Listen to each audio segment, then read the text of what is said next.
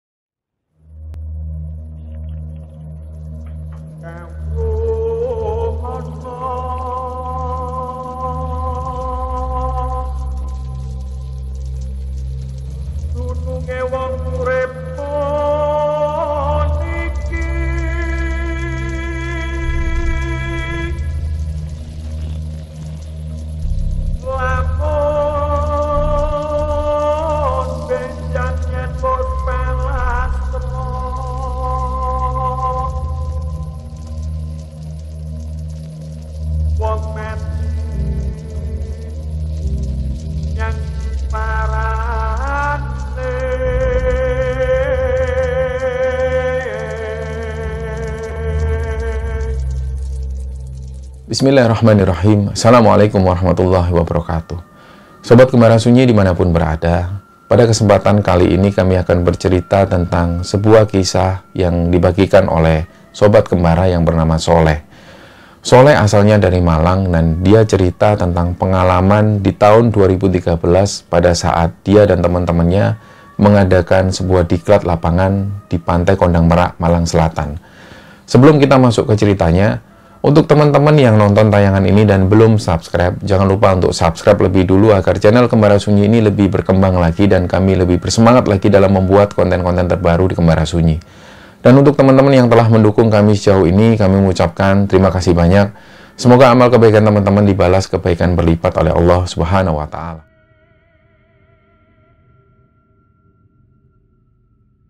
Ya, untuk cerita kali ini teman-teman, pengirim ceritanya ini di email itu namanya Yuda. Tapi dalam cerita ini ternyata panggilannya itu Soleh. Jadi dia ini kuliah di Malang. Ada satu universitas di Malang dan pada waktu itu Soleh ini tergabung di satu buah unit kegiatan mahasiswa. Nah, di tahun kedua Soleh akhirnya jadi panitia.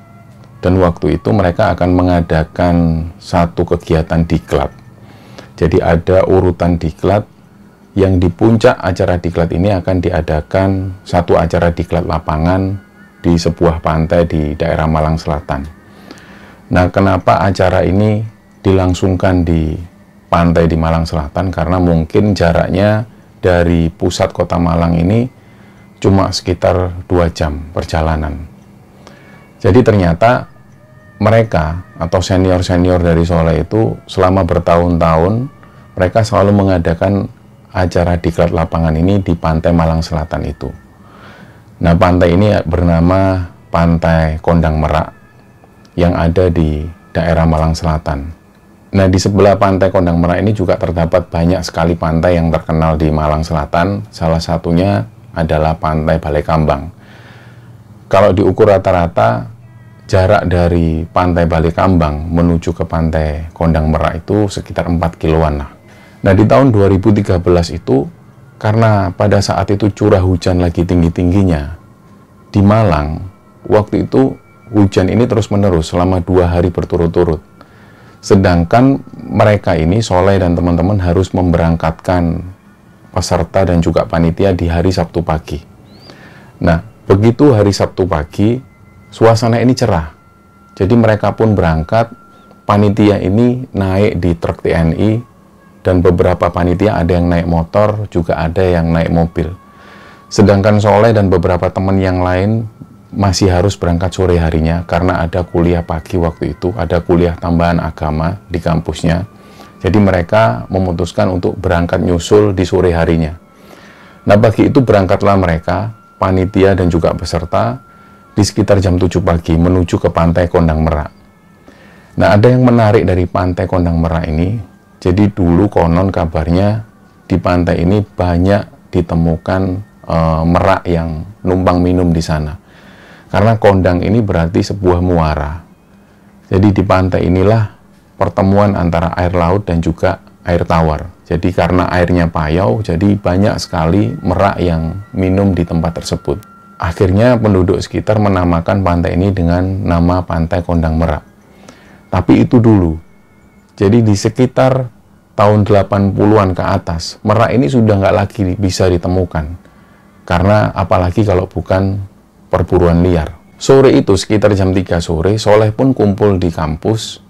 Jadi waktu itu ada sekitar 7 orang yang akan nyusul menuju ke Pantai Kondang Merak dan mereka menggunakan 2 buah mobil. Karena di antara 7 orang ini cuma satu yang tahu jalan menuju ke Kondang Merak dan dia sendiri ini dulu sempat survei ke sana.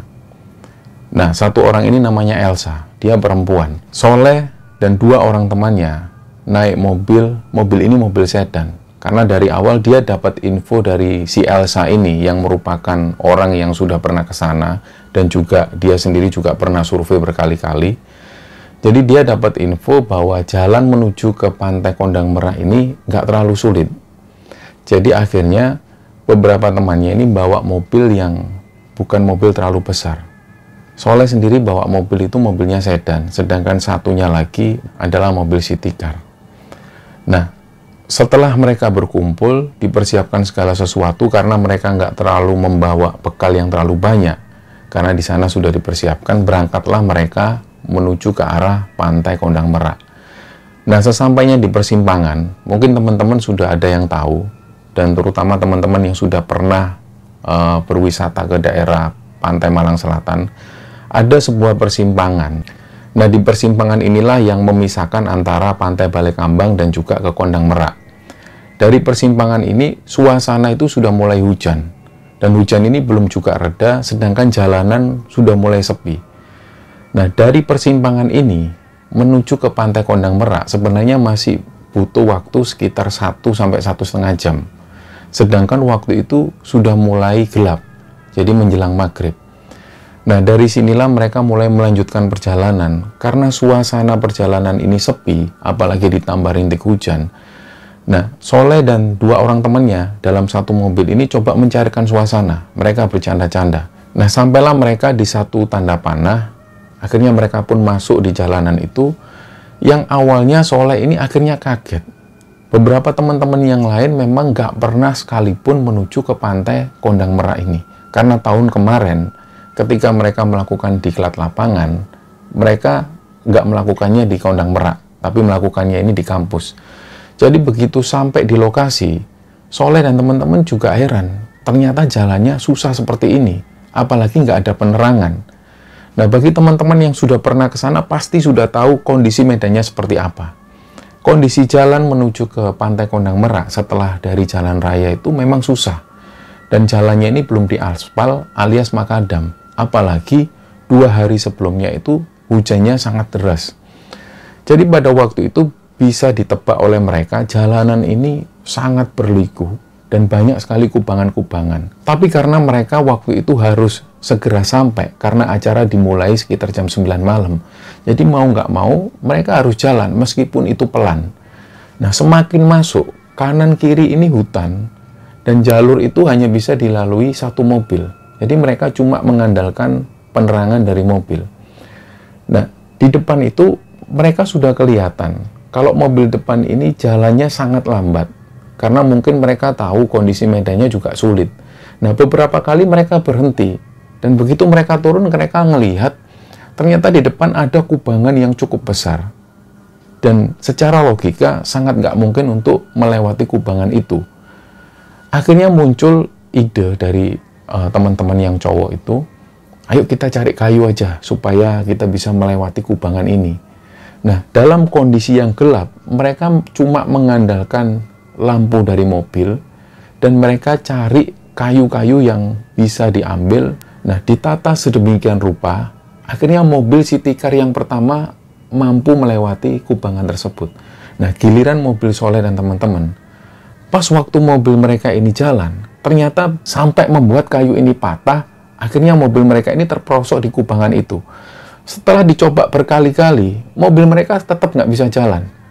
Nah, akhirnya mereka pun turun, mereka mikir lagi, ini gimana caranya? Carilah mereka kayu, supaya mobil ini bisa naik lagi dari kubangan itu. Begitu selama hampir 10 menit, ternyata mereka nggak bisa berhasil menaikkan mobil dari kubangan itu. Sementara suasana di sana ini semakin gelap, dan mereka ini nggak tahu, mereka harus minta tolong ke siapa lagi. Mereka coba telepon panitia yang sudah sampai lebih dulu, ternyata sinyal juga nggak ada di sana. Nah, dalam kondisi yang panik, akhirnya mereka sempat bersantai sejenak, ada yang ngerokok, ada yang bercanda, dan beberapa ada yang juga masih tetap berusaha supaya mobil ini bisa naik dari kubangan itu. Sekitar 15 menit kemudian mereka ini masih bingung, ini gimana caranya? Akhirnya mulailah mereka diskusi, 7 orang ini diskusi, akhirnya muncullah kesepakatan Elsa yang notabene dia tahu jalan menuju ke pantai dan dia sudah berulang kali menuju ke pantai Kondang Merah ini. Akhirnya Elsa ditunjuk, sudah sah, kamu minta bantuan ke teman-teman panitia yang ada di sana, ditemenin si Soleh. Sementara kita di sini nanti tetap berusaha sambil nunggu bantuan datang. Nah, sepakatlah mereka, akhirnya Elsa dan juga Soleh ini berangkat. Sebelumnya Soleh sempat minta 4 batang rokok sama teman-teman yang lain untuk menemani perjalanan mereka. Nah, Soleh pun tanya ke Elsa, Sah, kira-kira jalan menuju ke pantai sana ini berapa lama? Nggak lama kok, nggak sampai 1 jam. Ini jalannya cuma lurus aja kita sudah sampai. Ya sudahlah, Soleh pun berpikir positif. Yang penting ketika sampai di sana, aku bisa ngopi, bisa ngerokok santai, dan teman-teman bisa nolong teman-teman yang ada di sini. Nah, berangkatlah mereka jalan. Waktu itu di tahun 2013, memang mereka sudah pegang HP. Tapi fasilitas untuk senter dari HP memang belum ada. Jadi Soleh hanya mengandalkan dari layar HP. Mereka jalan pelan, sampai kemudian sekitar 10 menit, mereka ketemu sebuah persimpangan. Nah, persimpangan ini menuju ke kanan dan ke kiri. Dari situ sebenarnya Soleh ini sudah bertanya-tanya. Tadi katanya Elsa, jalannya lurus terus, tapi kok ini ada persimpangan. Ternyata Elsa juga kaget. Elsa bilang ke Soleh, ini kok ada persimpangan ya? Waktu itu aku sudah 2 kali ke sini, nggak pernah ketemu persimpangan kayak gini. Lah terus gimana Sah? Kata Soleh seperti itu. Karena mereka cuma berdua, dan nggak ada suara lagi. Nah, karena ini yang tahu jalannya cuma si Elsa. Elsa pun gambling waktu itu. Dia milih jalan menuju ke kanan. Karena Elsa berpikir kanan lebih baik lah. Nah, jalanlah mereka menuju ke kanan. Waktu itu Soleh dan Elsa tetap berpikir positif. Nah, semakin jalan yang tadinya tanah liat, tiba-tiba berubah jadi bebatuan yang cadas dan tajam-tajam sekali. Sampai beberapa kali mereka itu kesakitan jalan di atas batu-batuan yang terjal dan tajam itu. Nah, selama jalan ini, Elsa itu kelihatan murung. Dia kelihatan panik sekali. Padahal menurut Soleh, Elsa ini orangnya suka bercanda dan dia selalu cerewet. Tapi waktu itu dia diem. Dan ketika Soleh ini tanya, Elsa itu selalu jawabnya singkat-singkat. Dari situlah Soleh sudah menganggap si Elsa ini sudah ngerasa ada yang nggak beres. Tapi waktu itu karena Soleh juga menjaga perasaan si Elsa, dia nggak mau kalau Elsa ini ketakutan, dia tetap jalan. Jadi mereka jalan berdampingan sampai kemudian mereka itu ketemu di satu gapura. Ada satu gapura dengan tulisan selamat datang. Nah, si Elsa ini ngomong lagi, ini kok ada gapura selamat datang ya? Padahal aku nggak pernah lihat ada gapura ini. Nah, karena Soleh ini nggak tahu menahu tentang itu, dia akhirnya tetap bilang ke Elsa, mungkin ini gapura perkampungan, Sah. Sudah nggak apa-apa, kita lewat sini aja. Ya sudahlah, kita lewat sini aja lah. Nah, kelihatan Elsa itu sudah pasrah. Mereka berdua pun melewati gapura itu, yang Soleh ini juga berpikir, ini gapura aneh banget, ada di tengah-tengah hutan, dan tulisannya itu aneh. Tapi tulisan ini mereka baca dengan jelas, tulisannya selamat datang. Begitu mereka masuk gapura, mereka jalan lagi pelan. Jadi kanan kiri ini masih hutan. Dan mereka sama sekali belum melihat tanda-tanda ada panitia di sana. Padahal waktu itu mereka sudah jalan hampir 1 jam. Begitu mereka jalan lagi, Soleh tanya ke Elsa, "Sah, ini kita kok belum sampai ya? Bahkan kita nggak melihat ada tanda-tanda panitia. Harusnya ada suara-suara keramaian atau apa gitu." Ternyata waktu itu Elsa bilang, "Enggak, sudah deket kok. Itu kan suaranya Mira. Itu Mira manggil-manggil." Nah di situ Soleh langsung kaget. Suara Mira, padahal Soleh ini nggak mendengar sama sekali ada suara. Nah karena penasaran, Soleh tanya, "Mana ada suara Mira, Sah? Itu coba kamu dengerin, kan itu suaranya Mira." Nah, didengarkan sekali lagi oleh Soleh. Soleh ternyata nggak mendengar ada suara Mira, dan nggak ada mendengar suara apapun. Begitu mereka jalan, nah Soleh dari sini mulai mendengar ada suara cewek memang. Suara cewek ini tapi jauh sekali, dan suara itu kayak manggil-manggil, "Lewat sini, lewat sini, lewat sini." Tapi dalam hati Soleh itu yakin ini bukan suara Mira. Tapi di situ Elsa ini coba meyakinkan Soleh, itu kan suaranya Mira. Nah, Soleh ini sempat berpikir dalam hatinya, masa iya si Mira ini tahu kedatangan kita? Padahal ini suasananya gelap. Dan mana mungkin Mira ini tahu kalau yang datang ini adalah si Soleh dan si Elsa. Kan mereka ini taunya kita naik mobil. Jadi Soleh ini terus bertanya-tanya. Ternyata ketika mereka semakin jalan dalam kegelapan malam itu, suara perempuan yang tadi mereka dengar, ini semakin lama semakin jauh. Dan suaranya semakin gak kedengaran lagi.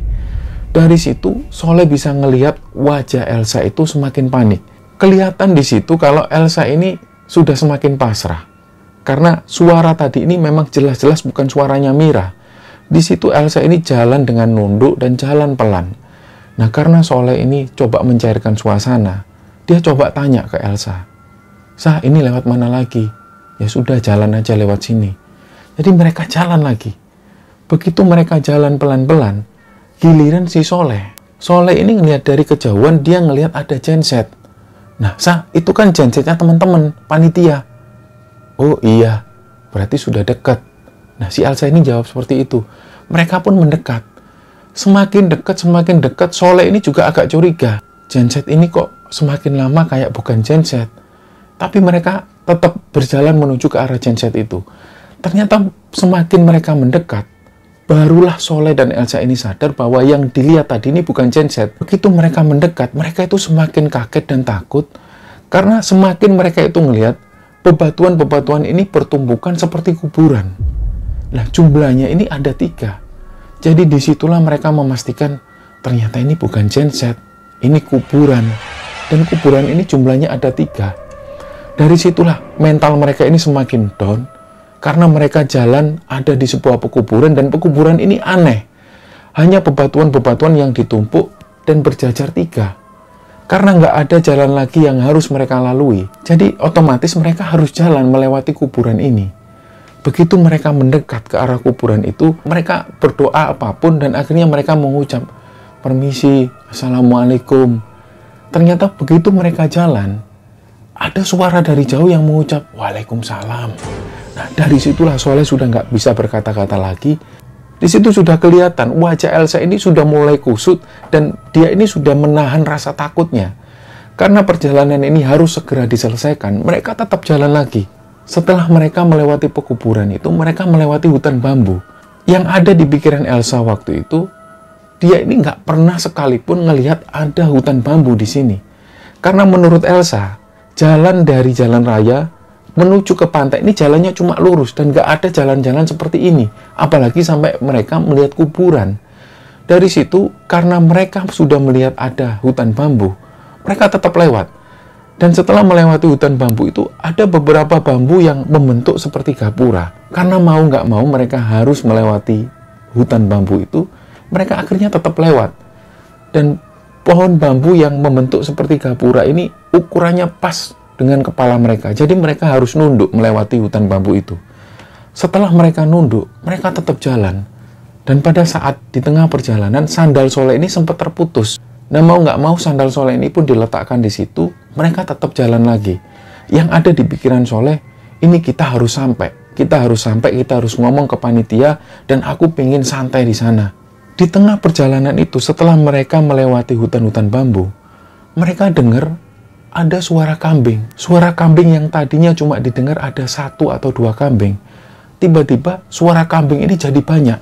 Nah, suara kambing yang tadi didengar oleh Soleh, ini ternyata Soleh semakin yakin kalau ini ternyata bukan suara kambing, tapi ini suara nenek-nenek yang ketawa. Karena Soleh ini nggak mau Elsa ketakutan, dia coba bilang ke Elsa, "Sa, jalan terus, Sa, jalan terus, Sa." Kelihatan kalau Elsa ini juga takut. Elsa ini juga dengar bahwa ini bukan suara kambing, ini suara nenek-nenek yang ketawa. Dan suara ini terus semakin jelas. Mereka pun mempercepat langkahnya, dan sampailah mereka di satu persimpangan lagi. Dari situ Elsa sempat berhenti. Kelihatan sekali kalau Elsa waktu itu sudah benar-benar kecapean. Di samping itu Elsa ini juga ketakutan. Tapi karena si Elsa ini menahan rasa takut itu, Elsa ini tetap diam. Akhirnya Soleh ngasih semangat ke Elsa. "Ayo, Sa, jalan lagi, Sa. Kita sudah di tengah jalan, kita nggak mungkin balik lagi. Satu-satunya kita harus cari teman-teman panitia." Sampailah mereka di kebun pisang. Jadi kanan kiri itu kebun pisang. Di sini Soleh sekali lagi mentalnya ini sudah down. Dalam perjalanan melewati kebun pisang ini, Soleh ini dengar ada suara duk, duk, duk. Padahal Soleh ini tahu ini jalanan becek. Nggak mungkin ada suara seperti ini. Jadi Soleh dalam batinnya, "Aduh, ini pasti pocong, ini pasti pocong." Tapi dia nggak mau bilang ke Elsa, karena dia nggak mau Elsa takut. Jalanan mereka sekali lagi, dan dalam perjalanan itu, mereka menemukan satu persimpangan. Akhirnya begitu di persimpangan, kelihatan sekali kalau Elsa ini sudah benar-benar down. Dia berhenti dan sempat mengucapkan sesuatu ke Soleh. "Leh, ini aku nggak tahu kok ada persimpangan lagi. Aku sendiri nggak paham, Leh, kenapa kok banyak persimpangan-persimpangan kayak gini. Sudah, sekarang kamu jalan sendirian aja ke pantai, aku nunggu di sini. Kalau kamu sudah ketemu teman-teman di pantai, kamu balik sini lagi. Aku biar di sini aja." Nah, disinilah Soleh langsung marah ke Elsa. Karena Soleh sendiri juga nggak paham apa yang ada di pikirannya Elsa. Soleh sempat marah ke Elsa. "Sa, kamu jangan gitu, Sa. Kalau kamu di sini nanti siapa yang ngurusin kamu? Siapa tahu ada binatang buas di sini. Sudahlah, ayo kamu semangat. Ayo kita tetap jalan nyari teman-teman panitia." Akhirnya, Elsa ini berbekal semangat yang terakhir. Dia mengumpulkan semangat lagi, Elsa pun berdiri. Mereka pun jalan lagi. Nah, dalam tahap mereka ini frustasi, mereka sudah pasrah, mereka jalan. Dan sampai pada akhirnya Soleh ini pun ngomong ke Elsa, "Sudahlah, Sa, kalau memang seperti ini sudah, kita nggak ada pilihan lain, kita balik aja. Kita balik aja ke arah mobil, kita tunggu pagi. Karena aku nggak mau kamu kenapa-napa." Nah, dari situlah mereka berdua sepakat, mereka pun balik arah. Nah, begitu mereka ini balik arah ke jalan yang sama, mereka nggak menemukan lagi hal-hal yang mereka lihat sebelumnya. Seperti kebun pisang, seperti pekuburan yang mereka lihat. Mereka nggak melihat sama sekali. Nggak sampai 10 menit mereka jalan, tiba-tiba Elsa yang ada di belakang Soleh ini teriak, "Ye, akhirnya ketemu, ada loket. Itu loketnya, berarti sudah dekat." Begitu Soleh ini ngelihat, ternyata benar, ada loket di sana. Akhirnya mereka pun jalan menuju ke loket itu. Nggak lama sampai di loket, mereka akhirnya melihat ada banyak sekali tenda-tenda panitia dan peserta yang sudah di sana. Nah, secara spontan, Soleh dan Elsa ini teriak-teriak ke arah mereka. "Tolong, tolong, tolong." Akhirnya panitia yang waktu itu ngelihat Elsa dan Soleh berteriak-teriak minta tolong, mereka khawatir kalau mereka ini jadi korban begal. Mereka akhirnya lari. Kenapa? Ternyata Soleh ini sudah nggak bisa ngomong apapun. Nah, saking kalutnya waktu itu Soleh sudah nggak bisa berkata-kata lagi, dan dia ngelihat ternyata Elsa ini sudah pingsan. Akhirnya mereka pun dilarikan ke tenda kesehatan. Di sana Soleh ini dibaringkan, dan dia ngelihat Elsa itu sudah dibaringkan. Nah, banyak teman-teman panitia yang berkumpul. Akhirnya Soleh sempat bilang, "Tolong, ada teman-teman yang masih di sana nunggu mobil, tolong dibantu. Mobil mereka terjebak di kubangan." "Ya sudah, kamu di sini dulu, Leh, kamu istirahat." Nah, Soleh ini nggak sadar, tangannya ini sudah kram semua, tangannya sudah nggak bisa digerakkan. Dan disitulah Soleh ini dirawat oleh teman-teman, dan pada saat Soleh ini dirawat, dia disuruh makan roti dan minum teh hangat. Waktu itu, dalam posisi berbaring, Soleh ini ngelihat ada satu orang kakek, yang beliau ini mondar-mandir, dari arah kanan menuju ke arah kiri, ngelihat ke arah Elsa yang masih pingsan, dan kemudian ngelihat ke arah Soleh. Nah, Soleh ini bertanya-tanya, ini kakek siapa? kok bisa masuk ke tenda panitia? Lah Soleh pun tanya ke teman-teman panitia, itu kakek-kakek siapa? Kok dari tadi mondar-mandir? Nah teman-teman panitia ini juga bingung dengan pernyataan Soleh, karena di sana nggak ada kakek-kakek satupun. Teman-teman panitia akhirnya coba menenangkan Soleh, sudah Leh, kamu nggak usah terlalu banyak pikiran, nggak ada kakek-kakek yang kamu maksud, kamu istirahat ya. Akhirnya Soleh pun coba memejamkan mata. Belum sempat Soleh ini memejamkan mata, datanglah teman-teman yang lain. Teman-teman yang mobilnya tadi terjebak di kubangan, ini datang. Dan teman-teman yang tadi ini, teman-temannya Soleh ini juga heran. Loh kamu ini kenapa, Leh? Kamu kenapa kok bisa kayak gini sama si Elsa? Barulah Soleh cerita. Aku tadi kesasar, gak tahu aku nyasar di mana sama si Elsa. Soleh tanya ke teman-teman tadi, kamu kok bisa sampai sini kok cepet banget? Teman-teman menjelaskan, loh deket kok, Leh. Ini tadi kita nggak sampai setengah jam, jalannya cuma lurus. Lah Soleh semakin bingung, semakin heran. Kamu itu kemana, Leh? Kok sampai 3 jam belum balik?